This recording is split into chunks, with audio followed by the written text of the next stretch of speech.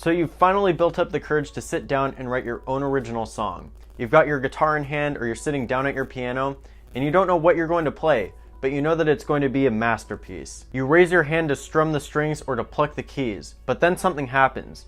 You don't know what to play. How's it going today, guys? My name's Jeremy and I'm back here from My Music Mastery, and today I want to take a little bit of time and talk about writer's block and how we can overcome this huge obstacle that so many musicians run into. The first thing that I want to talk about is why this happens.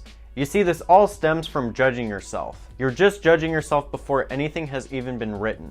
Maybe you've got this little voice in your head that's hearing the ideas in your head, but it's telling you that they're all stupid and not worth pursuing at all. Because of this, you're not actually giving them a chance to be played, and you're not going to ever hear those ideas, and maybe they're great ideas even. Now, this judging can stem from one thing in particular that I want to talk about a little bit, and that is perfectionism. Now, you may have heard that whatever you end up writing, it needs to be absolutely perfect. There can't be any room for improvement. There can't be any room for, well, this could be better, that could be better. And I want to let you know that that is a complete and utter lie. I heard this myself, and for a long time I believed it as well.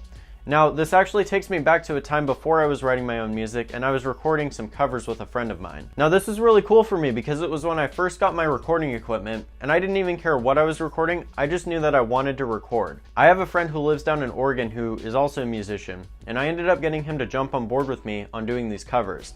Now, this is really cool because even though we were in two different locations, we would record something at, say I recorded a bass part, I would send that to him and he would plug it into a drum part that he'd recorded. And we ended up making it work just emailing files back and forth. Now, this went pretty well for a while, but I ran into one issue with him, and that issue was that he was a perfectionist. He basically wanted things to be as good as they could possibly be. But this was really annoying for me at times because what would end up happening was I would spend hours and hours working on a bass part and I would send it to him, and then he would tell me that it was just complete garbage and I would have to go back and do it. And then he would do this, I don't know, 4 or 5 different times before we got the right one. Now, of course, I'm not saying that you shouldn't want them to be as good as they possibly can be.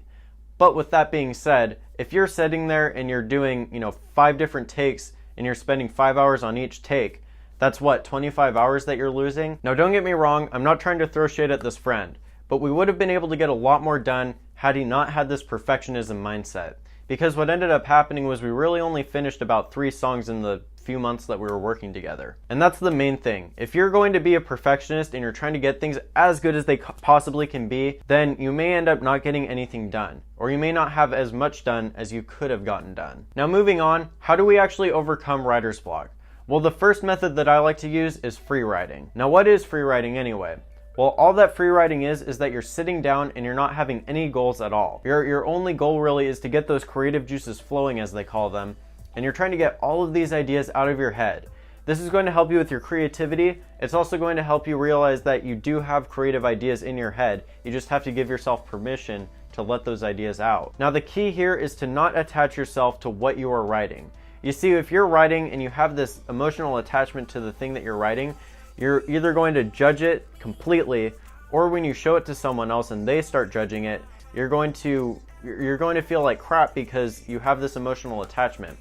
You have to look at things objectively. You kind of have to have this mindset of, okay, well, I know that this isn't as good as it can be.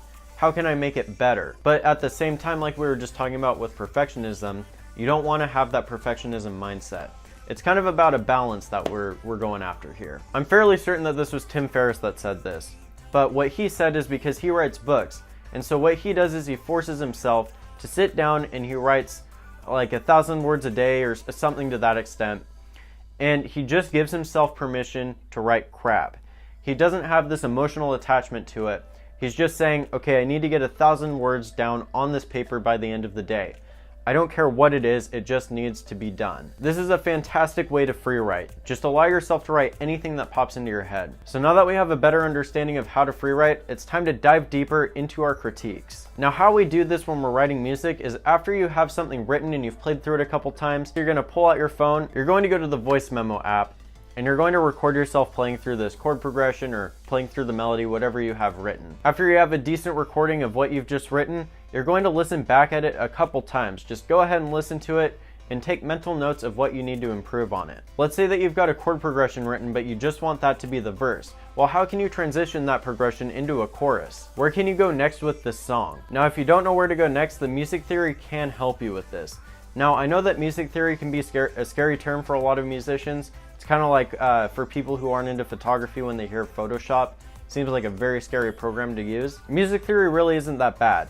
And I'm going to be covering more music theory topics on this channel moving forward, so stay tuned for that. You know, as I was critiquing myself as I was writing my song Brighter Days, one thing that I had to do was I had to write a MIDI part for it. I had to write some strings, I ended up writing some brass in there, I also added a flute solo in there. These are all instruments that I haven't ever played before. I don't play any wind instruments really, other than I played like 3 months of clarinet when I was in the 5th grade. I don't play any stringed instruments other than guitar and bass, and soloing really isn't my strong suit, so writing that flute solo was a little bit difficult too. What I did to write these parts and this solo was I sat down and I recorded something. I just had an idea in my head and I just played it into the program, and then I went back and listened to it and I thought, well, that's not exactly what I'm looking for, but I do like this section of it, so I'm going to keep that, and then I'm going to move on to this and I'm going to change it to this. And I just went throughout these different sections, and that's basically how I wrote it. You know, I'm pretty happy with what I got, and that's the most important thing when you're writing your music. A key point with this in particular is to not be too hard on yourself. Because when you're critiquing yourself, if you're just beating yourself up, telling yourself that what you just wrote was crap, all you're going to do is hold yourself back from actually completing the task that you want to complete.